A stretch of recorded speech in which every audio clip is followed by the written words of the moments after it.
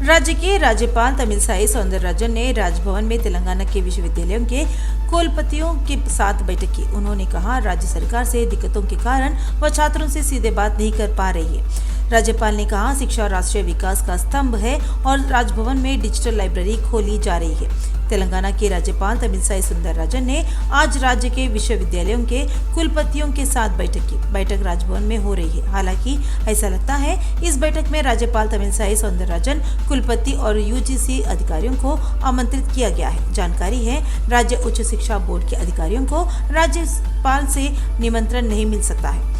इस मुलाकात के दौरान राज्यपाल तमिलसाई ने दिलचस्प टिप्पणी की। उन्होंने कहा, छात्रों का विकास ही मुख्य उद्देश्य है। शिक्षा राष्ट्रीय विकास का आधार स्तंभ है।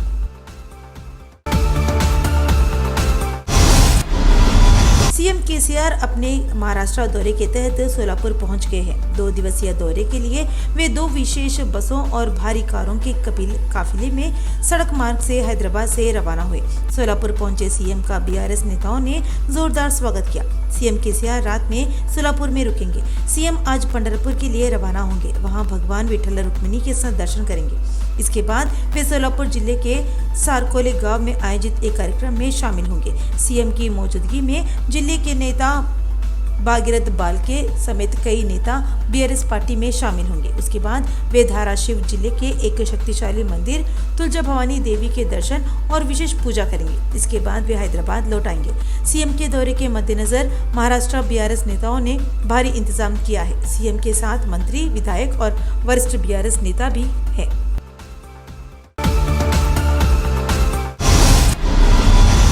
तेलंगाना में विदेशी निवेश का सिलसिला जारी रहेगा। अंतर्राष्ट्रीय कंपनी लुलु ग्रुप तेलंगाना में चरणों में 3,500 करोड़ का निवेश करने के लिए आगे आई है। लुलु कंपनी हाइपर मार्केट और मल्टीप्लेक्स के निर्माण में एक अंतर्राष्ट्रीय दिग्गज के रूप में जानी जाती है।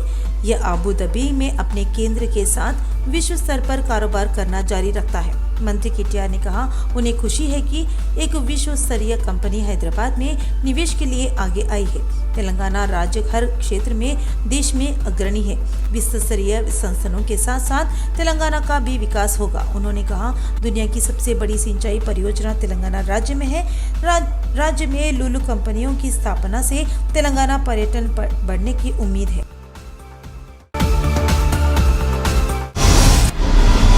राष्ट्रपति द्रौपदी मुर्मू की 4 जुलाई को हैदराबाद यात्रा के मद्देनजर मुख्य सचिव शांति कुमारी ने विभिन्न विभागों के अधिकारियों को व्यवस्था करने का निर्देश दिया है।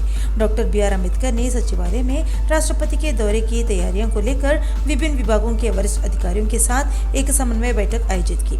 बैठक में डीजीपी अंजनी कुमार समेत विभिन्न विभागों के वरिष्ठ अधिकारी शामिल हुए। उन्होंने कहा, अल्लूरी सीतारामराजू के 4 जुलाई की शाम को 125वें जन्मदिन समारोह में भाग लेंगे।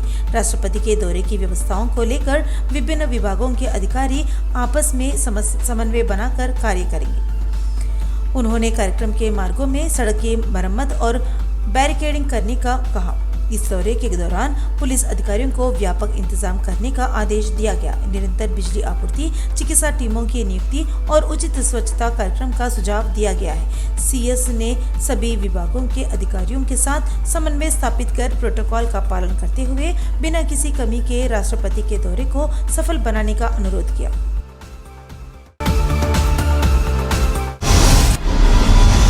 मंत्री पुव्वाड़ा अजय कुमार ने कहा, खैरताबाद आरटीए कार्यालय हैदराबाद के दिल की तरह है। लोग यहां लाइसेंस और वाहन रजिस्ट्रेशन के लिए आते हैं। उन्होंने आरटीए कार्यालय का औचक निरीक्षण किया। मंत्री पुव्वाड़ा अजय कुमार ने कहा, इस मौके पर औचक निरीक्षण से लोगों की समस्याएं जानी जा सकेंगी। कार्ड धारकों को लाइसेंस और रजिस्ट्रेशन कार्ड तुरंत मिल रहे हैं या नहीं, ऑनलाइन सेवाओं को बेहतर बनाने के लिए उन्होंने लोगों से फीडबैक लिया है। देश में पहली बार तेलंगाना में वॉलेट जैसे सुधारों के कारण भौतिक रूप से सॉफ्ट कॉपी ले जाने की आवश्यकता नहीं है।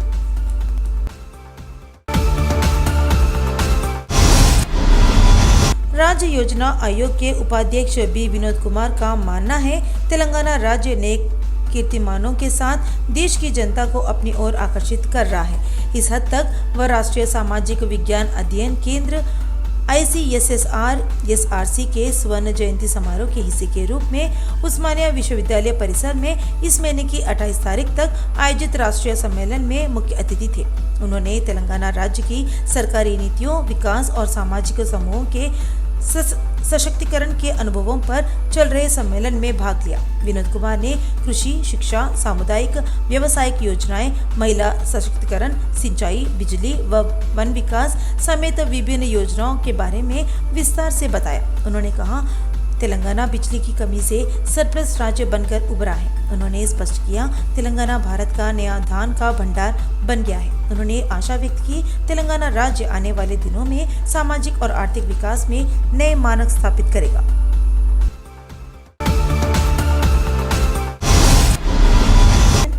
बीआरएस एमएलसी और व्हीप पाड़ी कौशिक रेड्डी ने आरोप लगाया है, उन्होंने उनके नाम पर एक फर्जी ऑडियो बनाया क्योंकि वह हुजूराबाद निर्वाचन क्षेत्र में उन्हें मिल रहे समर्थन को बर्दाश्त नहीं कर सके। अगर फर्जी वीडियो से मुदिराज की भावनाएं आहत हुई हैं, तो वह माफी मांगते हैं। तेलंगाना राज्य के मुदिराज समुदाय को सच्चाई जानने की जरूरत है। उन्होंने कहा, उस जाति और इस जाति में कोई अंतर नहीं है। उनके मन में सभी जाति के लोगों के लिए बहुत सम्मान है और हुजूराबाद में हर कोई यह जानता है। तेलंगाना में बीआरएस पार्टी को मुदिराज बंधुओं से अलग करने की साजिश के तहत उनके नाम पर एक फर्जी ऑडियो बनाया गया था। उन्होंने याद दिलाया, वही कैमरा उनके घर आया, खाना खाया और फिर चला गया और वीडियो सबके सामने रख दिया।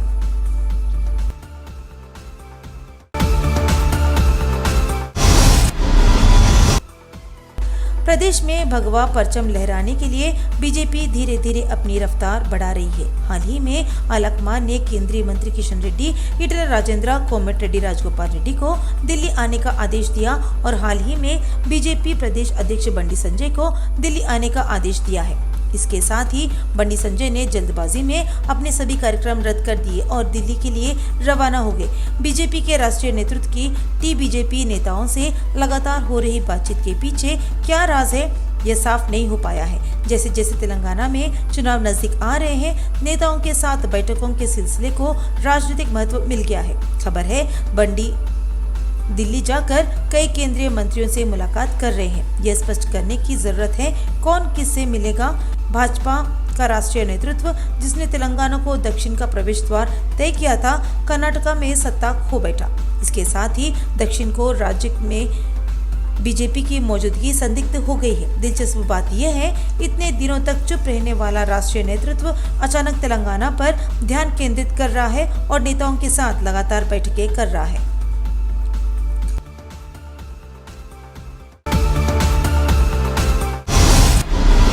पोंगुलेटी ने आलोचना की, लोगों ने केसीआर को जिताया, न कि कांग्रेस को, जिसने तेलंगाना के गठन में स्वीकृति दी थी, लेकिन उन्होंने लोगों की आकांक्षाओं को पूरा नहीं किया। उन्होंने कहा, तेलंगाना में पानी, फंड और भर्ती के मामले में कुछ नहीं हो रहा है। पोंगुलेटी श्रीनिवास रेड्डी ने कहा, तेलंगाना के बच्चों को अभी तक वह नहीं मिला है जो वे चाहते थे। पद की एकमात्र महत्वपूर्ण चीज नहीं है। तेलंगाना के बच्चे अपना स्वाभिमान खो रहे हैं। स्वाभिमान पद से ज्यादा महत्वपूर्ण है। केसीआर के शासनकाल में तेलंगाना के लोगों को आत्मसम्मान नहीं मिल रहा है। पूर्व मंत्री जूपल्ली कृष्णा राव ने आरोप लगाया, केसीआर के 9 साल के शासनकाल में लोकतंत्र पाताल में चला गया और भ्रष्टाचार आसमान पर। केसीआर सरकार को फिर से शासन करने का कोई नैतिक अधिकार नहीं है। जूपल्ली ने कहा, बीआरएस आंदोलन की आकांक्षाओं को पूरा नहीं कर रहा है और केसीआर पर लोगों को धोखा देने का आरोप लगाया। उत्तम कुमार रेड्डी की टिप्पणी एक बार फिर तेलंगाना कांग्रेस में हलचल पैदा कर रही है, जो समावेशन की आपाधापी में है। उत्तम इस बात से गंभीर हो गए। वे उनके खिलाफ दुष्प्रचार कर रहे हैं कि वह कांग्रेस छोड़ रहे हैं। उन्हें कांग्रेस वॉर रूम से यह कहकर निकाल दिया गया, उनके खिलाफ गलत प्रचार किया जा रहा है। आज की तेलंगाना रणनीति बैठक में सभी मुद्दों पर चर्चा होगी। उन्होंने इस बात पर गुस्सा जाहिर किया, कांग्रेस पार्टी में उन्हें अपमानित किया जा रहा है और वे झूठी कहानियों बना रहे हैं। पार्टी बदल रही है। उत्तम ने पार्टी वॉर रूम से अपने मामले में फैलाए जा रहे झूठे प्रचार पर तीखी टिप्पणियां की। इससे ऐसा लग रहा है आज की पार्टी रणनीति समिति की बैठक तीखी होने वाली है। इस बीच उत्तम ने जूपल्ली, पोंगुलेटी और कुछ अन्य नेताओं के पार्टी में शामिल होने का स्वागत किया। पूर्व एमएलसी रामुलु नायक ने कहा, केसीआर हर कदम पर तेलंगाना की जनता को धोखा दे रहे हैं। वे आदिवासियों को बंजर भूमि नहीं दे रहे हैं और उन्होंने अभी तक कुमरम भीम जिले में बंजर भूमि का मालिकाना हक नहीं दिया है। 4 लाख आवेदक है तो उन्होंने कहा 1,50,000 सर्टिफिकेट देकर केसीआर अपना हाथ गंदा करने की कोशिश कर रहे हैं। मंत्रियों और विधायकों को निलंबित किया जाना चाहिए। इसके अलावा इंदिरम्मा योजना के अंतर्गत एससी व एसटी को दी गई जमीनें छीन ली गई और उन्हें अन्यायपूर्ण तरीके से जेल भेजा गया। हरितहारम के अंतर्गत कितने पौधे रोपे गए हैं, इस पर एक श्वेत पत्र जारी किया जाना चाहिए।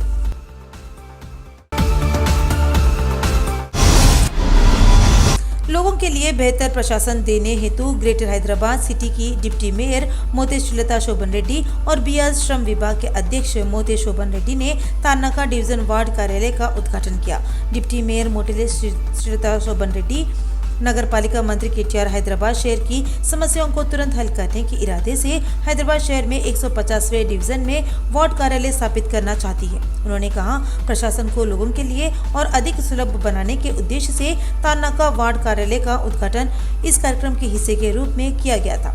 लोगों को बताया जाता है उनकी समस्याओं का समाधान WAD कार्यालय में किया जाएगा। सभी लोगों से अनुरोध है वे वार्ड कार्यालय का लाभ उठाएं, क्योंकि सभी विभागों के अधिकारी एक ही स्थान पर उपलब्ध हैं, ताकि लोगों को बिना किसी असुविधा के तुरंत समाधान मिल सके और अन्य वार्ड की शिकायतें भी प्राप्त हो सके।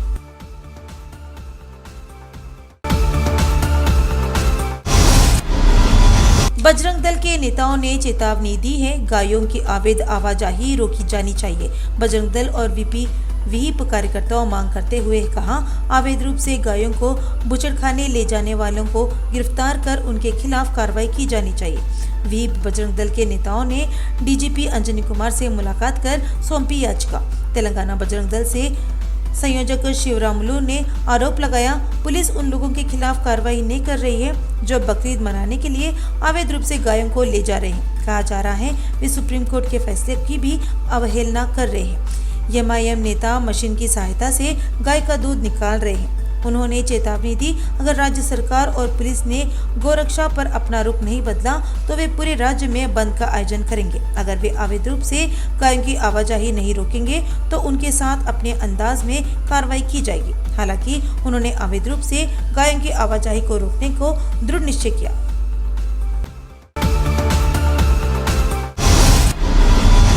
आप कोर कमेटी के प्रदेश सदस्य दिद्दी सुधाकर ने कहा, तेलंगाना राज्य में शिक्षा व्यवस्था पूरी तरह से भ्रष्ट है। बासरा IIIT में छात्रा की आत्महत्या इसका प्रमाण है। यह दुर्भाग्यपूर्ण है। हाल ही में 4 छात्राओं ने बासरा मंदिर, जो देवी सरस्वती का घर है, क्षेत्र में आत्महत्या कर ली। पता चला है कल चलो बासरा की लड़ाई वहां की स्थिति का अध्ययन करने और चेतना जगाने के लिए की गई है। बुर्रा रामुलु गौड़ के नेतृत्व में वह आदिलाबाद सुभाष के साथ वहां की स्थिति का अध्ययन करेंगे। संवैधानिक कानून के अनुसार शिक्षा को उच्च प्राथमिकता दी जानी चाहिए। यह दुखद है, तेलंगाना राज्य में शिक्षा को उच्च प्राथमिकता नहीं दी जाती है, जो कि 1200 शहीदों के बलिदान के कारण हासिल की गई है। बजट में शिक्षा के लिए कम से कम 20% धनराशि आवंटित किए जाए। दिद्दी सुधाकर ने कहा, वे इसके प्रति लोगों को जागरूक कर शिक्षा व्यवस्था को दुरुस्त करने में सहयोग के लिए संघर्ष करेंगे। वन महाविद्यालय एवं अनुसंधान संस्थान द्वारा वैज्ञानिक विधि से मधुमक्खी पालन पर राज्य स्तरीय सेमिनार का आयोजन किया गया। राष्ट्रीय मधुमक्खी पालन एवं शहद मिशन के तहत वन महाविद्यालय को एक एकीकृत मधुमक्खी पालन एवं प्रशिक्षण केंद्र आवंटित किया गया है। संस्था को करीब 5 करोड़ 20 लाख रुपए का फंड सौंपा गया है। वन महाविद्यालय ने किसानों को वैज्ञानिक तरीकों से मधुमक्खी पालन का प्रशिक्षण देने के लिए बुनियादी सुविधाएं विकसित की है। इसके बारे में अधिक जागरूकता पैदा करने के लिए मुलुगु के फॉरेस्ट कॉलेज में एक राज्य स्तरीय सेमिनार का आयोजन किया गया। वन संरक्षण के मुख्य अधिकारी RM डोब्रियल ने कहा, जो किसान मधुमक्खी पालक हैं, उन्हें परागण के नए तरीके से माध्यम से गुणवत्तापूर्ण शहद उत्पादन बढ़ाने पर ध्यान केंद्रित करना चाहिए और वन महाविद्यालय द्वारा स्थापित केंद्र में आवश्यक प्रशिक्षण प्राप्त करना चाहिए। डीन प्रियंका वर्गीस ने कहा, राज्य सरकार का प्रतिष्ठित वन महाविद्यालय किसानों को और अधिक आधुनिक खेती के तरीकों पर प्रशिक्षित करने के लिए तैयार है।